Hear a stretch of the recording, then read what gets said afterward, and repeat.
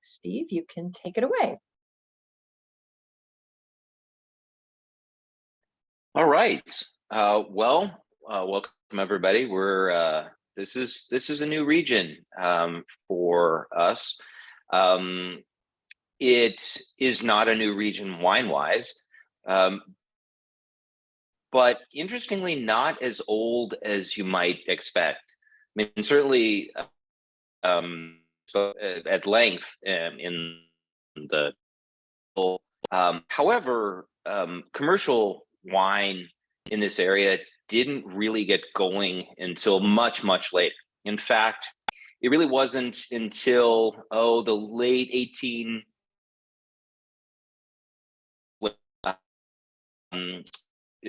Jewish started growing in mass in Palestine, and not to pass up a good opportunity. A French winemaker from a very famous winemaking family, the Rothschild family, Edmond de Rothschild, realized that there was probably a need for kosher wine. And so he went to Israel and he set up growing cooperatives, because there were a lot of farmers that were growing independently, but they needed more production. So he set up some growing cooperatives, and around, I think it was early 1900s, 1905, 1906, started making wine in this region. So as old as Israeli wine would seem, it really, commercially at least, it wasn't until the beginning of the 1900s that Israel was producing wine commercially. But the early start really kind of defined where it is today. The fact that a Frenchman, a very old school classic French winemaker, was one of the earlier founders or earlier players in the wine movement, really kind of set the roots, as it were, for the industry. If you look today at the producers who are making wine in Israel, you look at the varietals. The vast majority. I mean, there are a couple of exceptions. They're using Tempranillo. They're using some Spanish and Portuguese grapes in certain parts. But for the most part, the grapes that they grow, and they grow well, are all very French. Cabernet, Merlot, Chardonnay, Sauvignon Blanc, Syrah, Grenache, Carignan. So you have the regions of Bordeaux, you have the regions of Burgundy, you have the regions of the Rhone Valley, all playing a very dominant role in the wines that are made today. But as Kathleen mentioned, there was an article in the New York Times about Israeli wine. In this case, they were speaking of the Negev. Is actually the complete opposite of where we will taste today. So Negev is in the very southern end of Israel. It is very much arid desert. It looks like the desert. Where we're going to be tasting is in the far north, the far northern corner, as Israel borders Lebanon. And this is fairly mountainous. There is and the mountains behind me are really not representative of the mountains in this area. The mountains in this area do get snow in the wintertime, and that snow is very important. It helps with irrigation. It also, as the grapes are warming, I mean, as the climate is warming, this springtime, the grapes are budding.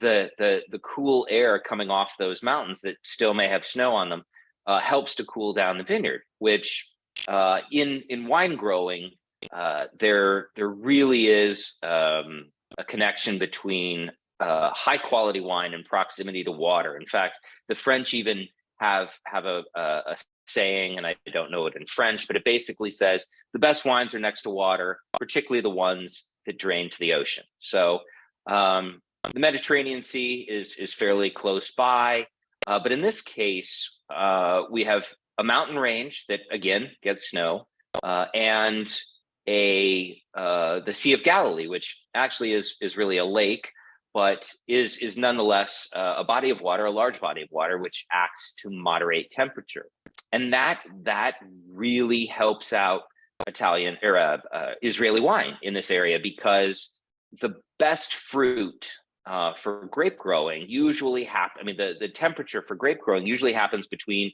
the mid 50s and the mid 80s, and that's exactly what the growing season, the climate, the temperature range that the growing season sees. So it really is this sweet spot. The fruit, it's basically referred to as the diurnal shift. Grapes love areas that have an extreme diurnal shift. So the grapes wake up in the morning and it might be chilly. They're wearing a sweatshirt.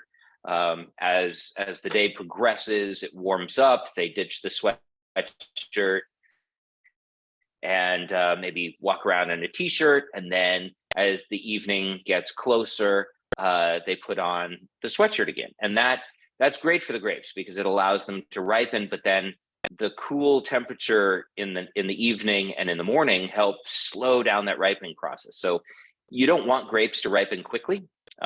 Generally, they don't make very good wine when they have a very quick ripening period. Low and slow, like barbecue, is really the preferred ripening path.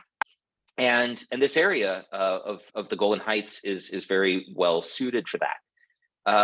It is geologically, great soil. It's a volcanic plateau surrounded by mountains, and so the average elevation in this area is for the vineyards is between 1,000 and 4,000 feet above sea level.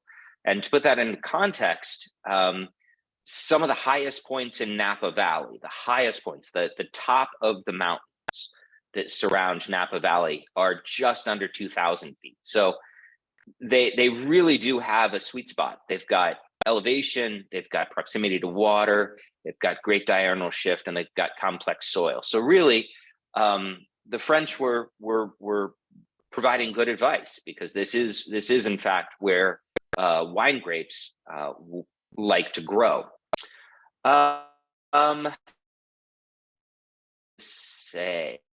think that is a bit about the winery. The winery that produces the Herman wines that we're tasting today has about 6 or 7 different labels under their umbrella, and this winery was credited. It started one of the earlier modern grape cooperatives in the mid 80s, and started focusing on quality. And the Golden Heights Winery, of which Mount Herman wines are a part of, they were the first Israeli wine to get international attention. In 2004, the Golden Heights Winery was one of their wines, a Chardonnay from a different winery under their umbrella, was listed in the top 100 Wine Spectator's top 100 wines of the year. So it really, since then, they've gotten other accolades that have shown that, you know, the Israeli wine industry is really one to follow, to take interest in. The challenge is they don't make a ton of wine. It's not a huge producer. It also is, there is, unfortunately, there is a fair amount of not so great wine, more bulk produced wine, but and that's, I mean, for in the 12 years that we've had City Wine Market, I don't think we have had but maybe 2 Israeli wines on the shelf. And that's really more reflective of our local market. Kansas wasn't getting a lot. Certainly, if you go to particularly New York or Chicago, you'll find much more Israeli wine. It's mostly smaller producers, very boutique-y producers, but the quality, there's certainly a lot to pay attention to. So with that, let's taste some wine. So we'll begin with the white. It is simply referred to as Galilee White, and it is a blend of Chardonnay and Sauvignon Blanc. So two decidedly cool climate grapes. These do not do well in. I mean, for example, in the south, it might be a little harder to grow these particular grapes. Other grapes are better suited for that climate, for the little drier conditions, probably a narrower or more narrow diurnal shift. So while there is still a difference between day and night temperature, it's not as extreme. But the Golan Heights are well suited for cool climate grapes. So give your glass a little swirl, and let the aromas collect there, and little sniffy sniff. Immediately I get a lot of nice floral notes, apple, pear, probably the Chardonnay kind of reflecting that, and some honey. I mean, really an expressive nose. I like this nose.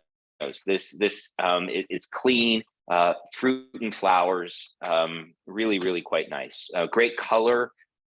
Good brilliance, nice polish on the wine.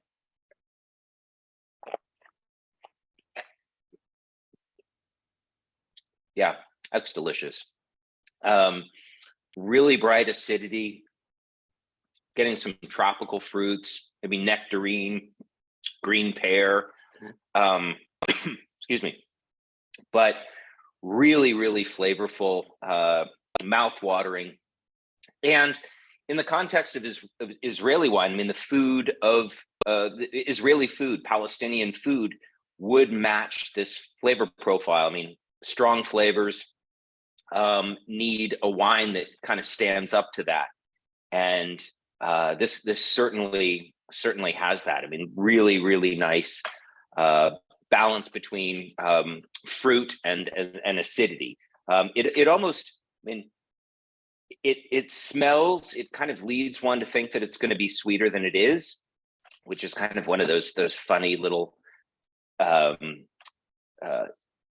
don't know how to characterize it. It's when people say this smells sweet, the irony is sweet has no smell.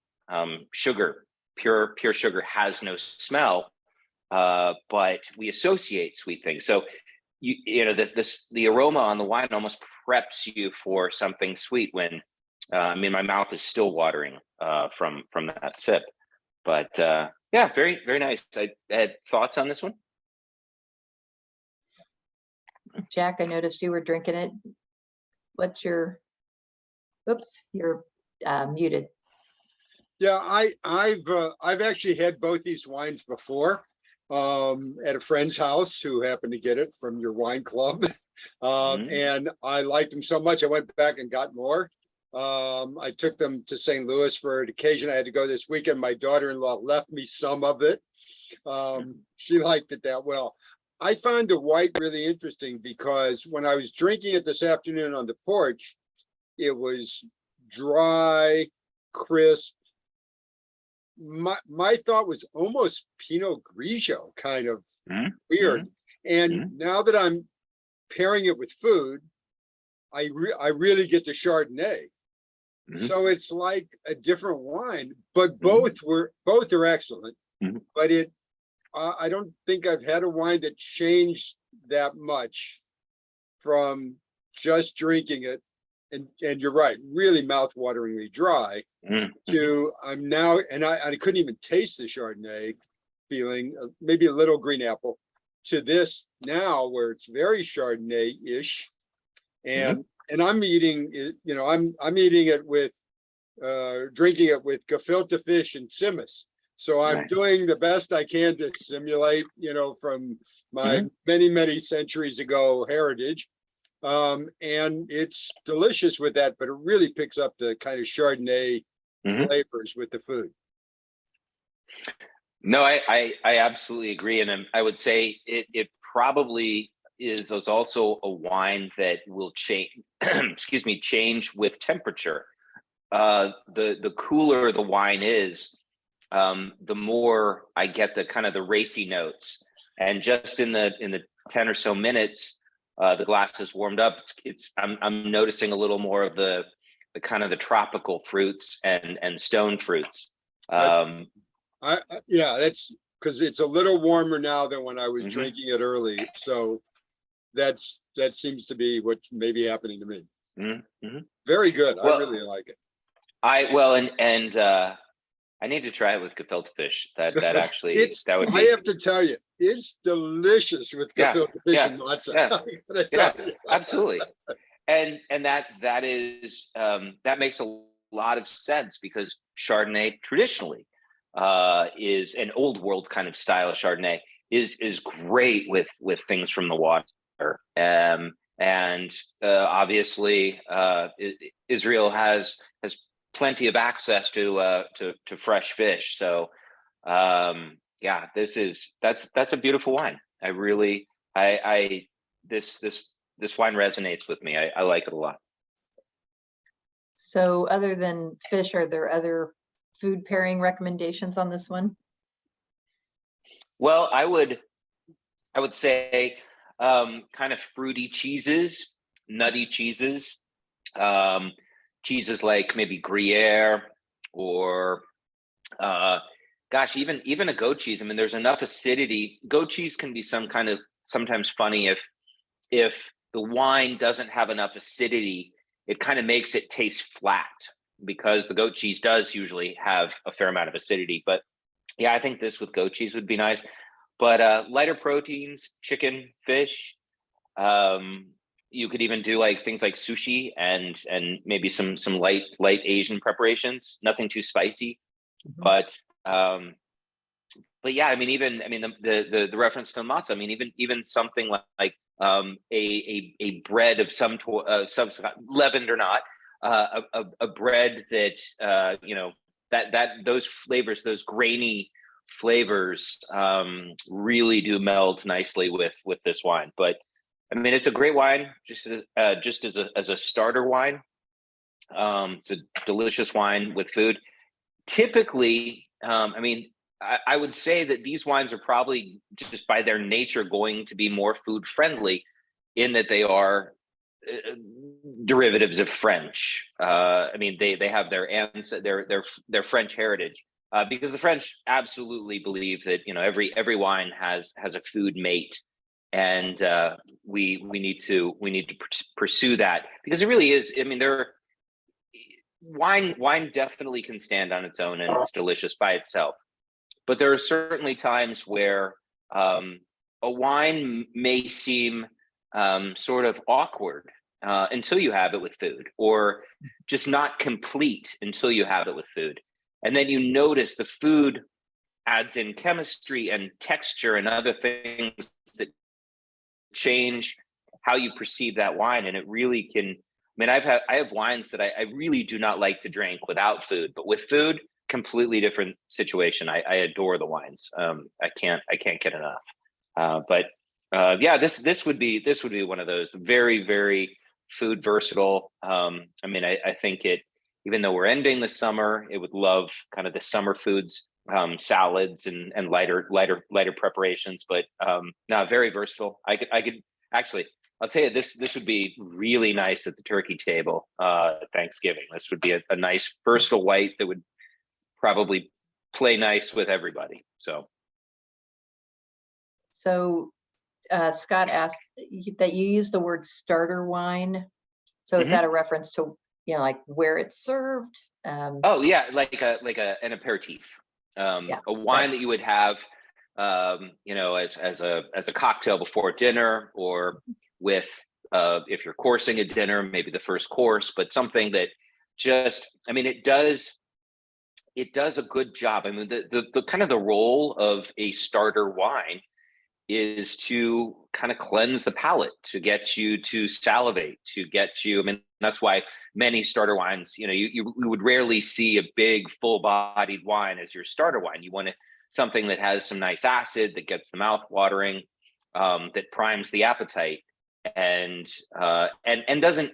The other thing is there are certain wines. I mean, for example, if you started out with a big full-bodied Cabernet, and then you went and had trout or something. Mhm. The Cabernet has probably left its mark. I mean, the tannin and the structure in that wine will. I mean, tannin and the white has I would say, unless it saw any barrel aging, which I don't believe it did, I would say this has no. I mean, it outside of the natural, very small amounts of tannin. Most of the structure from this wine comes from acidity. A big rich Cabernet is the opposite. Most of the structure comes from tannin, and that tannin essentially it's dehydrating your palate. It's dehydrating the surface of your tongue, and that will mute certain flavors. So starter wines are really designed just to kind of cleanse the palate, get you ready for some food, get you salivating. I was kind of surprised by the price point. It was less expensive than I would have thought. Like, a wine from Israel might be, especially given that you said that they don't make a lot of it. Mhm. But I mean, is this a fairly typical price point for Israeli wine? Or I think the stuff they talked about in the New York Times was like $45 a bottle or something from the desert region. Sure. So. And so a couple things there. I mean, I honestly, I've not had any wine from Negev, but unfortunately, I would assume based on where it's located that there is, I mean, it probably does cost a little more to produce in the sense that water. I mean, eventually you can condition your vines to be dry farmed where they are happy to get most of their water in the wintertime. If that's where they're at, but it takes a while to get there. I mean, you have to irrigate heavily to get the vines to survive until they can tap into the water table.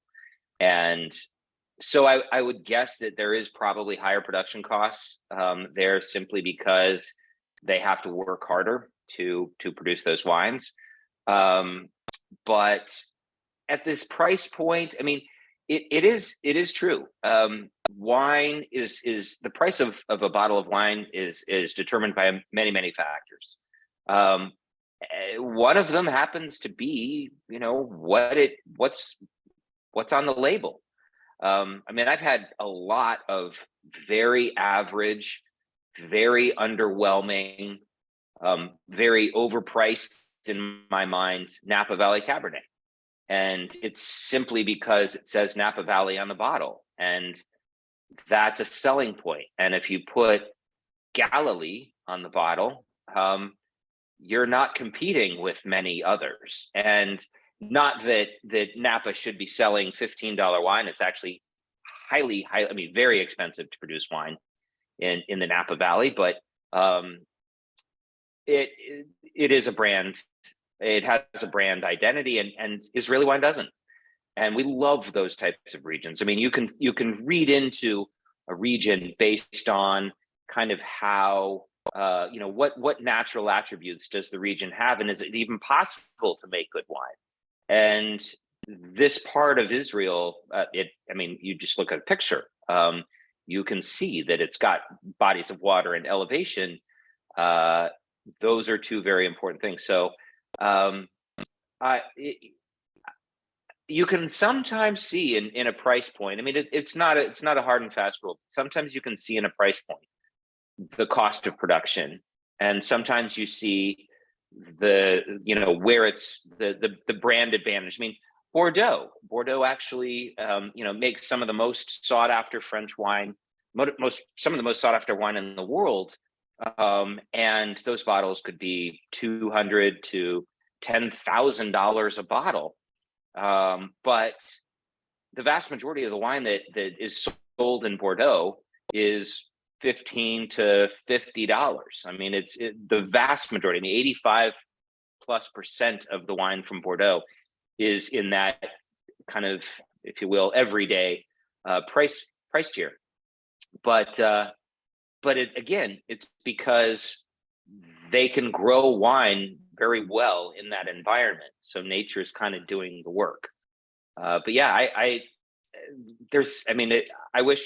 hope that we see more Israeli wine, because I love it for a lot of reasons. It's interesting. They're generally, there are a few that are monovarietal where it's just Chardonnay or just Cabernet or just Sauvignon Blanc, but I like when they play around. Typically most wines are in fact blends, whether they're labeled or not. But I like the fact that the wines are interesting, that they are well made, and the best part is they're very, very affordable. So yeah. Great. Yeah, someday we can taste a $10,000 bottle of wine. What do you say? Wonder what that's like. That just sounds crazy. I've never had one of that price. I've had some really expensive wine. Yeah, some of them are spectacular. Some of them, I don't know that I would immediately go out and spend that amount of money. Mm-hmm. Some are truly spectacular, but some that price is related to rarity. And I tell people all the time, I was like, I've been doing this a long time and I still can't taste rarity. I can taste a good wine, but I can't taste the fact that one person can get it and the other person can't. Yeah. And that's an elusive flavor and aroma for me. But yeah, Bordeaux, there's a project now. I think the going rate, they make a tiny amount of wine, but I think the going rate, if you're lucky enough to be able to buy one of the bottles, I think it's around 28,000. Wow. For a single bottle. And I would imagine that honestly, I would imagine the vast majority of that is going to China, South Korea, and Japan. If they're able to sell wine, that would be their audience. Oh, okay. Well, we'll stick to the $15. Yeah, varieties. no, I concur. Yeah. Well, do you want to switch to the red? Sure. It sounds great. So the red is a wine called Indigo. It is a blend. Would not be a traditional French blend because it is Cabernet, which would be from Bordeaux, and Syrah, which would be from the Rhone or maybe the northern Rhone. So it's not a. It's a very classic blend in the modern world. It's not a. It's a very common wine in the modern world, common blend. It's not a common blend in the classic world, if that makes sense. But Cabernet, Syrah, they're both appreciative, tolerant of a little warmer of a climate. So where you would grow Chardonnay, not necessarily where you would grow Cabernet, but as I said, this region has a fairly diverse elevation between 1,000 and 4,000 feet. The Chardonnay probably would prefer, the higher elevation, where the Cabernet likes a little bit more warmth to develop fully and completely. So probably closer to that 1,000 foot elevation. But Syrah particularly, it loves to be challenged. That if I were thinking of what kind of wine would grow well in this environment, it probably that would definitely come to mind, just because Syrah kind of likes the challenge. But yeah, this on the nose, again, much like the white, a really nice balance of fruit and flowers. I would say it's got a pretty nose. Maybe some purple flowers, some like blueberry, blackberry syrup. It's got a sweet nose to it again. Although sweetness not a thing here. But yeah, really nice berry fruits, cherry. I get a little bit of vanilla. I don't know if that may be oak aging. Yeah, it's kind of taken by the color. It's such a deep, I don't know, purpley red. And that's mostly, I would say that would be the Syrah. Mhm. Syrah has, I mean, both Cabernet and Syrah have very thick skins. Syrah is like belt leather, so that's where all that color and flavor and aromas are derived.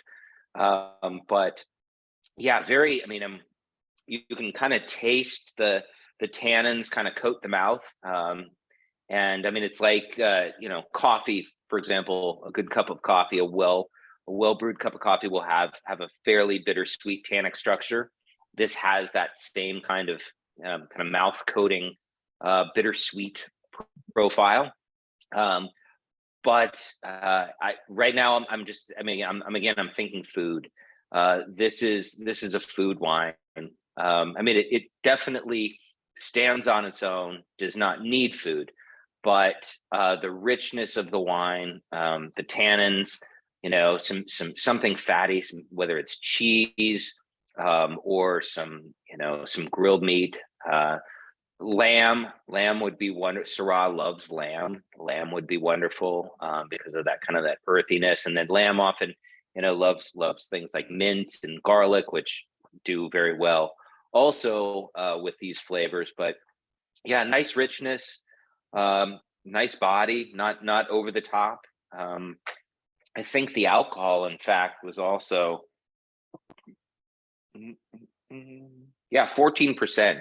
Yeah. So you even have, I mean, that used to be the high water mark for Cabernet. I mean, if you go back to the 80s and 90s, the Cabernets from California and from France usually were between 12.5 to 13.5% alcohol. So it's ticked up a little bit, but certainly not like some of the wines that we see today, which are, they can exceed 15.5 to 16% ABV. So nice balance in the alcohol. I don't notice. I mean, it's not boozy, but yeah, just a pretty kind of fruit forward, again, very modern in its styling.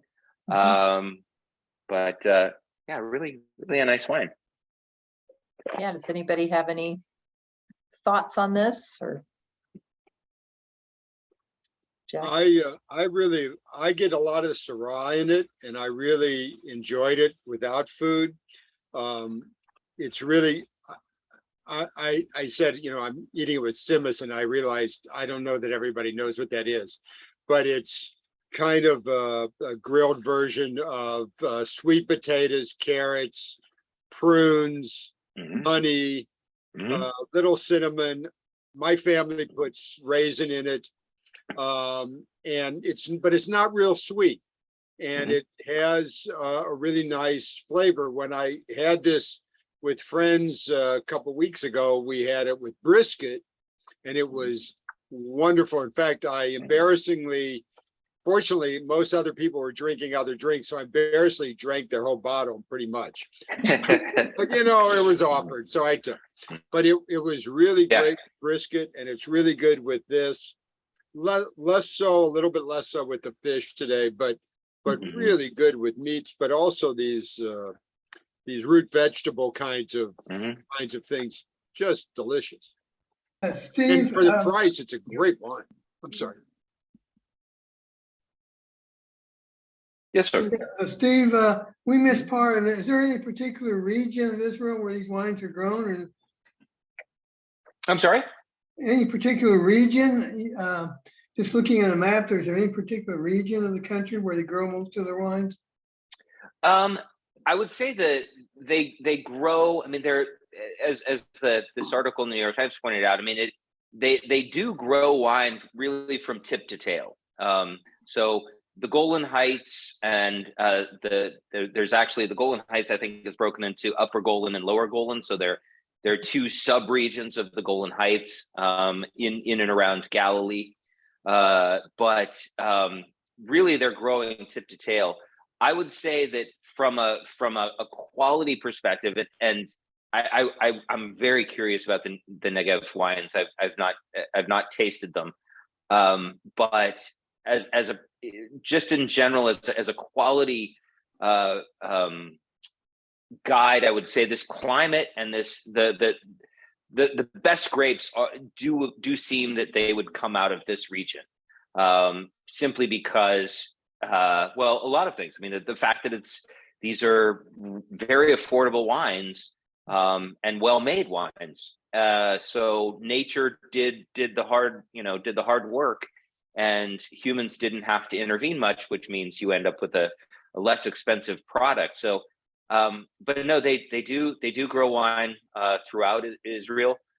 This is kind of the favored region, just because of those climate and terroir issues. Yeah, it seems like it has kind of a peppery taste to it, and I don't know. That would also Cross.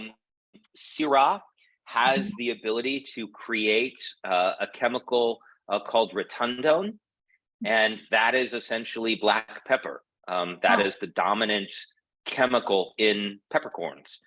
So yeah, Syrah often has a peppery note.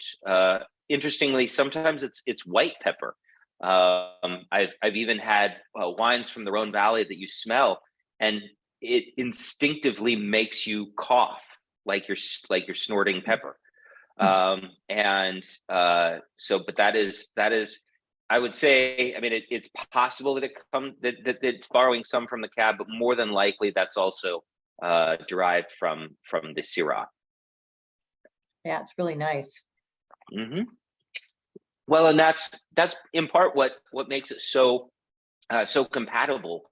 I mean, to stand up to the root vegetables, I will say I absolutely agree. Root vegetables, they get that kind of earthiness. Often, the spices that are used with it, things like cinnamon, nutmeg, cumin, clove. I mean, baking spices almost. And you get real depth of flavor, and that earthiness from the root vegetables it stands up. And this wine, I mean, Syrah likes, as I said, it loves lamb, and lamb oftentimes, not always, has a little bit of that gamey note, and Syrah just loves that gaminess. So the flavors of the root vegetables, the earthiness of the root vegetables, very simpatico with Syrah particularly. But when Jack mentioned the brisket, I mean, this is kind of the reason that, say, the Cabernet would, in theory, be better than the Syrah Sauvignon Blanc with brisket is that brisket has fat, it has richness, and you kind of want to, as you're eating it, you want your tongue to be cleansed of that fat, because that fat essentially is kind of shrink wrapping your taste buds. I mean, at some point, the fat on the tongue dulls your sensitivity, and so a wine like this, where tannin and acid together can kind of push that fat off your tongue and kind of reset your palate. I even, it's funny, Jack mentioned brisket. I like it almost, there's even in the background now, I would say, like almost like some like a meatiness. There's like not like, I mean, it sounds weird. There are times where we'll say the wine, there's almost like a blood note, irony note. I don't get that, but maybe if you had a piece of mid-rare roast beef and the juice there, while not blood, it's not cooked. I mean, it's almost like a meat juice there. But yeah, this wine would clearly love brisket. I might have to make brisket, because that sounds really good. Yeah. Well, it looks like Scott has unmuted. Do you have a question? Yeah, I do. I was curious, for winemakers in countries such as Israel that have smaller domestic markets, do they pick specific international markets to work for, or to make wines for, or is there even that big a difference around the world that you have to pick a specific market? It is, yes. I mean, there are certain markets right now that, well, that's actually a very layered question, because traditional markets, simply like France, Italy, England consumes a lot of wine. The United States is the largest wine consuming market in the world. There are, however, within the last 10 to 15 years, there's been significant interest and demand from Asia, and that's not been a traditional. That's been a kind of a smaller. I mean, it was a niche market before, but now, I mean, Japan is producing wine, believe it or not. China is actually doing very well producing wine. India is producing wine. So you're seeing new producers, and those new producers domestically in their own countries are creating demand for stuff.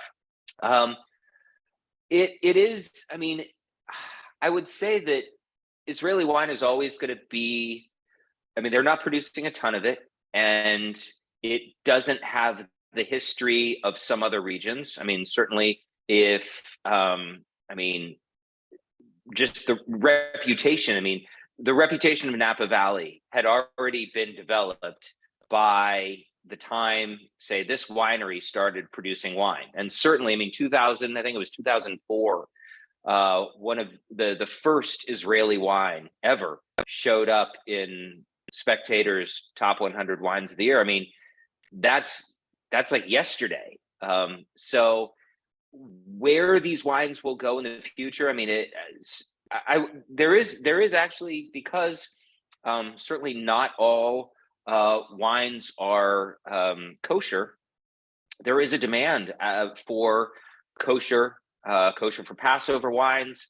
That, I mean, Manischewitz has carried a lot of water over the years, but not the highest quality of wine.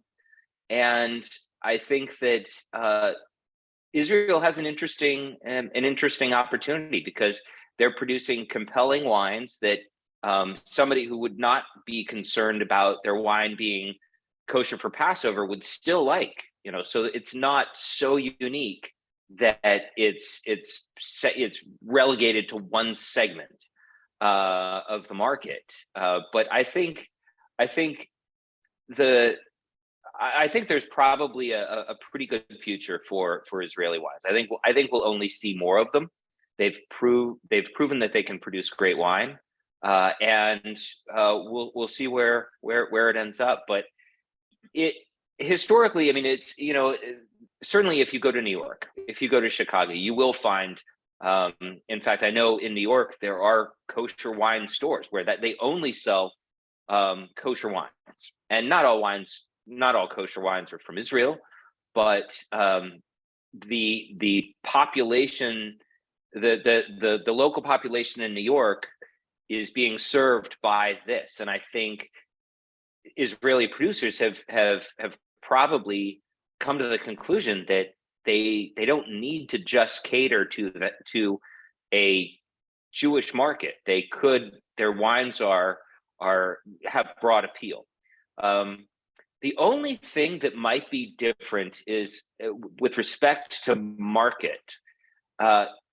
In a general sense, I know there are some American wineries who actually have a separate wine that they send to the Asian markets. It's a much sweeter wine, much sweeter. And that is because there tends to be a preference for sweeter wine. So it's possible that Israel could also, serve that market, because if you are growing in the desert, you do have the ability to create more sugars. I mean, the quality might suffer a little bit, but no, I think Israel has some interesting opportunities ahead of it. Definitely. I was reading the back label of the bottle, and it says this wine is it Mevushal? Is that how that's pronounced? Mevushal. Do you know what that means? Because it says it's kosher, but then it says it is not Mevushal. I might have to Google that. Yeah, Sorry, I'm No, struggling. no. It was just No, a word I wasn't I've familiar learned with. that I've learned that word. Oh, it says, it's used in kosher restaurants. And it says that it's cooked or boiled. Is that right? Not boiled or Not- cooked. Yeah, not boiled or cooked. Hmm. Yeah, the process of fully boiling a wine kills off most of the fine mold on the grapes and greatly alters the tannins and flavors of the wine. So it's Yeah. not boiled wine. Good to Yeah. know. No, that's a good thing. Yeah, apparently. Yeah, no, well, it is actually winemakers these days. A lot of modern wineries have discovered, since say, making wine in the early 1900s. The difference between the early 1900s and the early 2000s is quality went up in part because we were able to do things like control the temperature of fermentation. When grapes ferment, they actually get pretty warm, and that warmth, that heat, has the ability to cook off some of the finer qualities, aromatic and flavor qualities of the wine. So when it became possible to embed in the tanks glycol, like cooling lines, the quality of wine jumped significantly because they could allow the grapes to ferment, but they could also control the temperature at which they were fermenting. So yeah, boiling or cooking wine is not. I don't know a lot of fine wine producers that employ that technique. But I'll do some more research on that. It's possible that maybe that was that there was some traditional method where it was cooked. Yeah.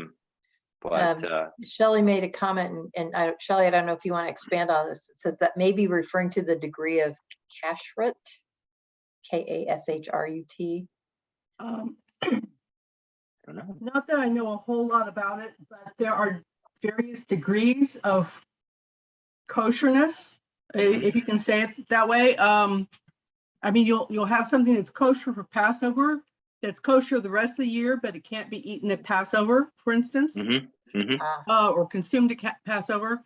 And there are restaurants that are, I believe the term is glot kosher, where they're super observant. And I mean, they've got an otherwise unemployed rabbi sorting through the lettuce to make sure there aren't any bugs on it, that kind of super observance. And this wine may not pass their smell test. Okay. Is what I'm saying. Yeah. Yep. No, that makes sense.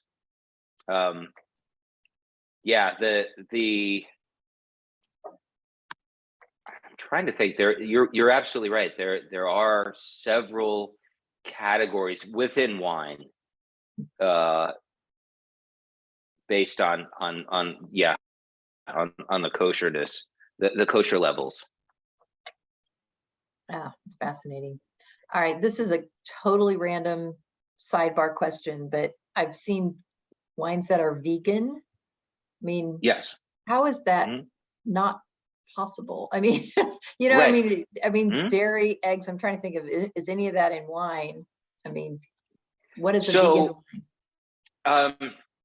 So the answer is actually there are several techniques that could make very commonly used, historically used techniques that could make a wine non-vegan, and it generally relates to the fining and filtering process. So when and I think that, I mean, it's we're kind of seeing a pushback a little bit. I don't know where I sit really. I've struggled with this, but fining and filtering. I mean, humans, we all judge things by many different senses, sight being one of them, and they so polishing a wine. I mean, one of the things that I noticed with that white wine when we poured it, brilliance. I mean, it was like, we would call it star bright. the lights are kind of shimmering off of it. It's a very polished wine. It has a beautiful color. But to get it to that color, they would have to fine it. And fining, it's some winemakers will choose to simply let gravity filter out the heavier things. And if you are diligent about racking, so you would take one barrel and move it into another barrel, leaving behind the sediment, and then keep doing that process. So every time you move to another barrel, you rack it off the top and clarify it.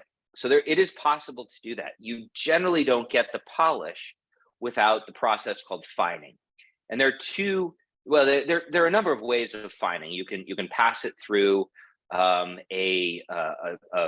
basically a paper medium. It's sort of like a large coffee filter. You can pass it through bentonite clay, which is often used.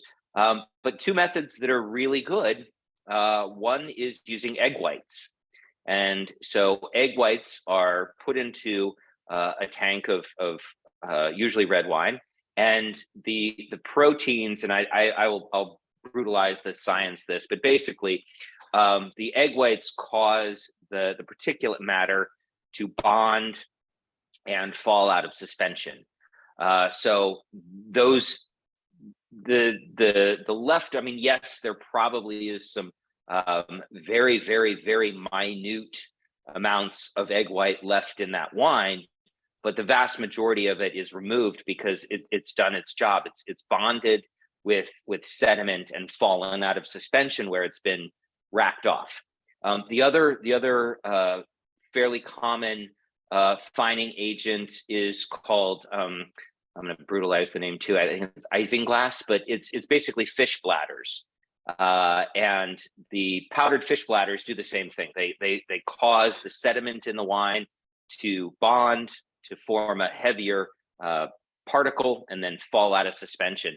So for wines labeled vegan, they're just basically saying we did not use eggs or fish bladders in the fining process. But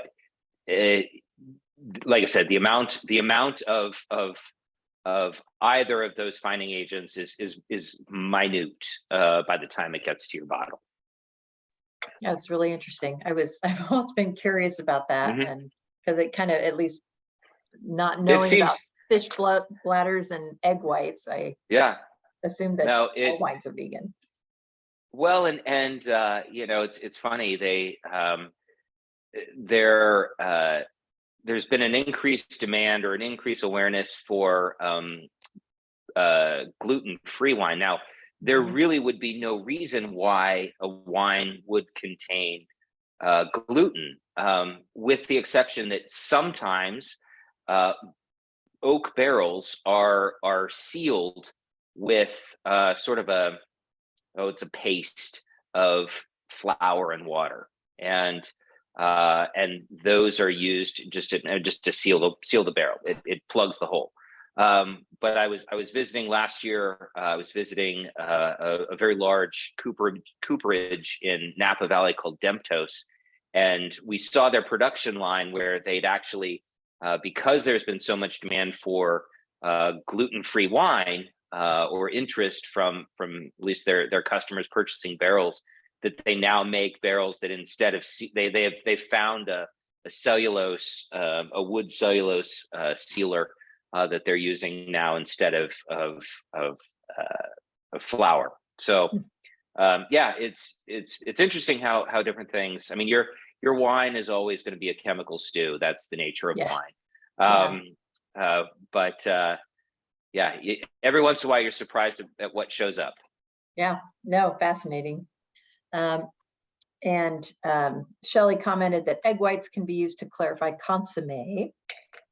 And Amy commented that for vegans, it's about the use of animal products, not just whatever might be left in the wine, I think, which I get. That makes sense. Sure. Yeah. Any other questions? I think we're bumping up here against 6 o'clock, and I want to respect your time. But Shelley. You mentioned this is 14%. alcohol, and Mhm. I vaguely recall, I thought that was maybe the threshold for where the alcohol kills off the yeast. But you said it can go up as high as 16 or something. What is that Mhm. threshold? So, kind of the way fermentation works is it's really not one yeast strain that does the entire job. The easiest way to think about it, it's sort of a relay race. The winemaker will usually try to think about where they would like the alcohol at the end of the race, and they will use different strains of yeast to get it there. And so one strain might take it through the initial fermentation, 8 or 9%, whatever. The next strain maybe to 12. But if they really want it to be, say, 14, 13, 9, 14%. Now, the funny thing is, 14% is also the level that taxation in the United States increases. So you see, stunning how much 13.9% alcohol wines show up in the market. Oh, that's fascinating. But well, they're only allowed 1% off. So even though this says 14%, technically it could be 13 or 15. So it's plus or minus 1%. But no, to your point, they will basically use yeast strains that are alcohol tolerant to a level. And so yes, if they wanted to keep this at 14% ish, they would use a yeast strain that would basically stop fermenting. It would be overwhelmed by the alcohol at this level.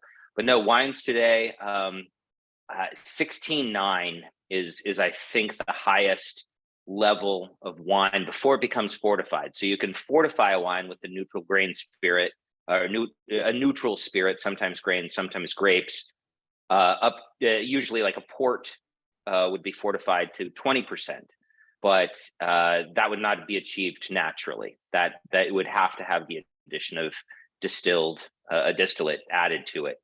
But that's kind of how they will plan the wine. I mean, they know when they pick the grapes, they know the sugar levels, so they know kind of what they will have.